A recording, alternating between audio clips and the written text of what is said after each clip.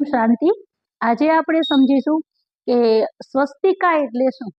સ્વસ્તિકા લગ્ન હોય તોય પણ સ્વસ્તિકા બનાવે, કોઈનું મૃત્યુ થઈ ગયું હોય, કોઈ પણ શુભ કાર્ય કરવાનું હોય, ગમે તેવું કાર્ય કરવાનું હોય, પહેલા સાથીઓ દોરે। મતલબ સાથીઓ દોરવાથી કલ્યાણ થઈ જાય ખરું?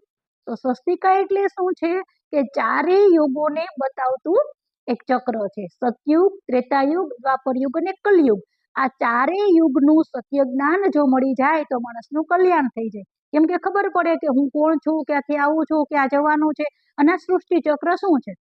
તો સૃષ્ટિ ચક્રને બતાવવા માટે સ્વસ્તિકા દોરવામાં આવે છે। તો સતયુગ જે છે એ 1250 વર્ષનો છે અને એમાં દેવતાઓ છે, તો દેવતાઓનું મૃત્યુ નથી, કહેવાય ને અમર છે।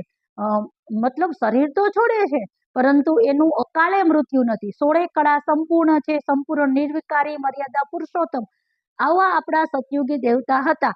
અને 1250 વર્ષ પછી પાછો એક યુગ આવે છે કે ત્રેતાયુગ। ત્રેતાયુગની અંદર પણ દેવતાઓ સુખી છે, એને ચાંદી જેવો યુગ કહેવામાં આવે છે। સતયુગને સોના જેવો યુગ કહેવામાં આવે છે, ત્રેતાયુગને ચાંદી જેવો યુગ કહેવામાં આવે છે। ત્યાં 14 કલાએ સંપૂર્ણ દેવતા, 2 કલા કમ થઈ જાય છે।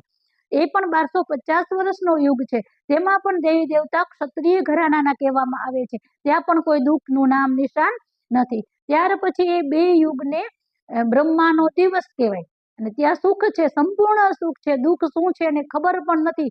જ્યાં શ્રી રામ છે ત્યાં રાવણ નથી અને જ્યાં શ્રી કૃષ્ણ છે ત્યાં કંસ નથી। શાસ્ત્રોની અંદર તો બધું મિક્સ કરીને ખીચડી બનાવી દીધી, એટલે બધાને શું થાય કે જ્યાં રામ હતા ત્યાં રાવણ હશે, શ્રી કૃષ્ણ હશે ત્યાં કંસ હતો। પરંતુ પરમાત્મા પિતા આવીને બતાવે છે કે સતયુગ અને ત્રેતાયુગ એ 2 યુગ છે। એ 2 યુગની અંદર દુઃખનું નામ નથી। એટલે તો આપણે કોઈનું શરીર છૂટીએ શું કહે કે અમારા ફલાણા માજી કે ફલાણા દાદા સ્વર્ગવાસી થયા। જો ત્યાં રાક્ષસો રહેતા હોય તો કોઈ કે સ્વર્ગવાસી થયા।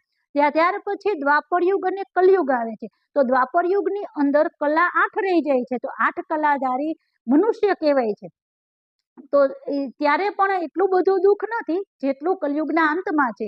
ત્યાં પણ મનુષ્યો એટલા સુખી હોય કે 80 વર્ષ સુધી તેનું શરીર છૂટતું નથી, 80 વર્ષ આયુષ્ય હોય છે। અને ત્યાર પછી આવે છે કલયુગ, કલહ કલેશ વાળો કલયુગ, એટલે ઘોલ કલયુગ, એટલે નો કલા, એક પણ કલા નથી। 16 કલામાંથી સંપૂર્ણ હતા, એમાંથી એક પણ કલા નથી, એટલે એને કલયુગ કહેવાય।